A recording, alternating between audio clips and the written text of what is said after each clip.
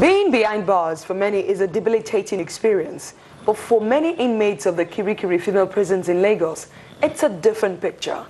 The women doing time for various offences are determined to make a positive impact in the society.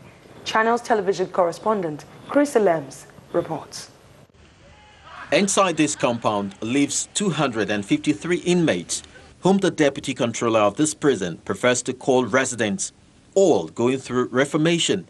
To make their stay impactful, these inmates are exposed to facilities ranging from educational to instructional and even recreational. The chief custodian of this facility is aware that these ladies need some love, reason they are obviously happy to see her.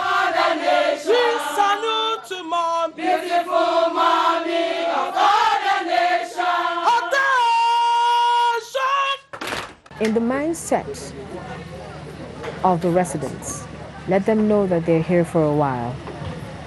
It's not permanent.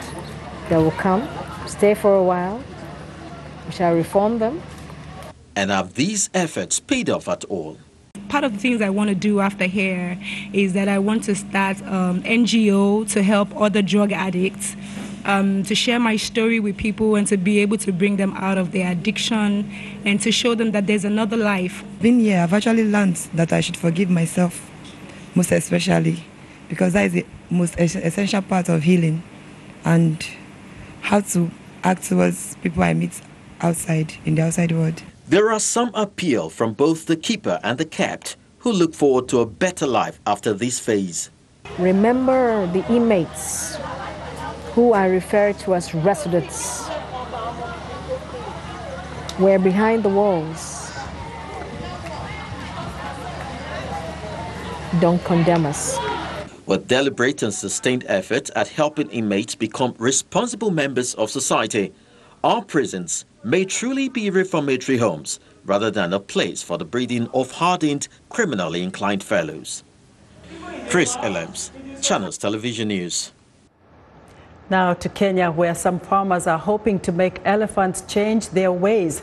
Though they're usually thought of as the gentle giants of the wild, elephants can wreak havoc for farmers on the continent. In Kenya, the elephants eat crops and people have even been killed trying to deal with them. Reporter Ruud Elmendorp met with some Kenyan farmers who are looking for new ways to cope with the huge animals. While on the one corner of Kenya, ivory is burnt as a signal against killing elephants for their tusks, on the other side of the country, farmers curse the beasts for destroying their livelihood.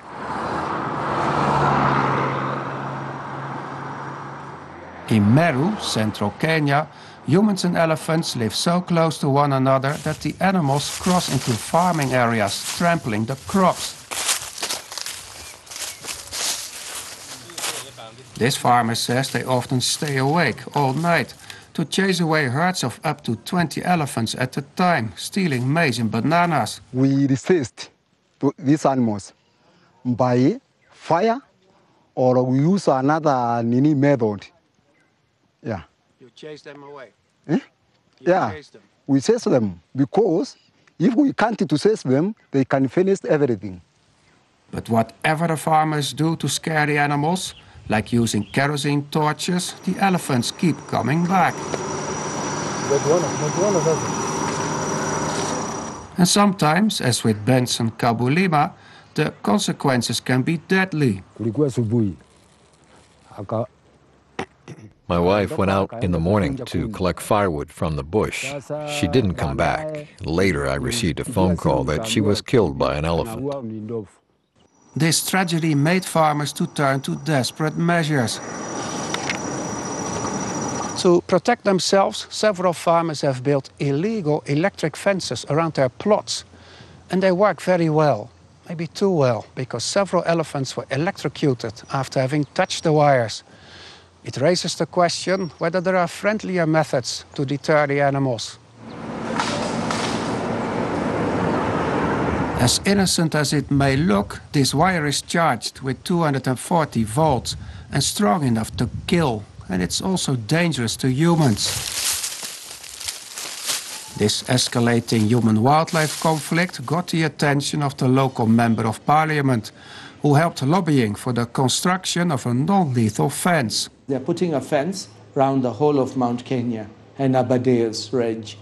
Once they're done, then the elephants will be in the Mount Kenya forest and they will not go into people's farms.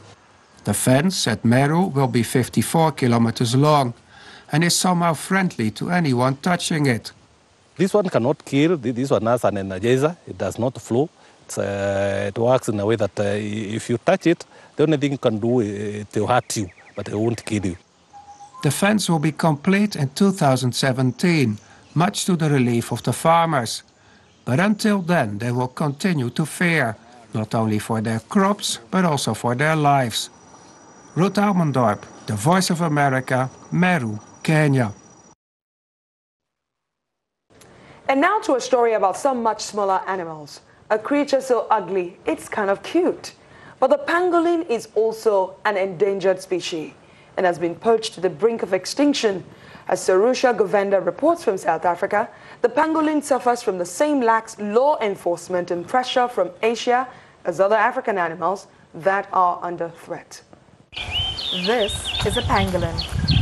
And while most people haven't even heard of it, it's the most poached animal on the planet. All 8 species, 4 in Asia, 4 in Africa, are listed as endangered. But conservationists warn that the upsurge in demand for African pangolins in particular is threatening to wipe out the species. Hunted for bushmeat and for its scales, which are coveted for their alleged medical uses. These anteaters are highly sought after on the Asian black market. Much like rhinos and elephants, they are in high demand in Asia, specifically China and Vietnam, where they are used extensively in traditional Chinese medicines. The meat is considered a delicacy and is often served up as high-income business meals to impress guests. From sort of a medicinal item, it has actually become a luxury item. Similar to the illegal trade in lion bone and rhino horn, pangolins are trafficked by sophisticated criminal syndicates. A lot of the syndicates that are trafficking rhino, horn, ivory, even guns and drugs also smuggle other things like pangolins, pangolin scales, pangolin derivatives. So most of them are the same syndicates that are involved with most wildlife crimes. Governments across Africa have prioritized a crackdown on these criminal enterprises. But while legislation is strong, corruption and poor enforcement are scuppering progress. To a large extent, our laws in Africa are not quite as strict as Asia, or at least aren't being enforced as strictly as they could and potentially should be. So it's a lot easier for them to collect pangolins here to supply that insatiable demand in Asia. In South Africa, they enjoy the same protection status as rhinos, and that's the case over much of Africa. But as with most law enforcement, especially environmental crimes, these laws are very rarely enforced. This will be one of the issues on the agenda at the CITES conference hosted in South Africa later this year. Held every 4 years, the UN Convention monitoring the international trade in wildlife will debate how to beat this corruption and the poaching of endangered species, and whether countries should consider legalizing the trade in highly trafficked items like rhino horn and pangolin scales to alleviate demand for them on the black market. Sarusha Govenda for VOA News, Johannesburg. It's time now for a short break. But before we go, a reminder to visit our website, channelstv.com, for all the latest information, day or night. You can also find us at youtube.com/channelsweb. Still to come on Africa 54. We go behind the scenes to a plantation in Burundi, where it focuses on producing top quality coffee.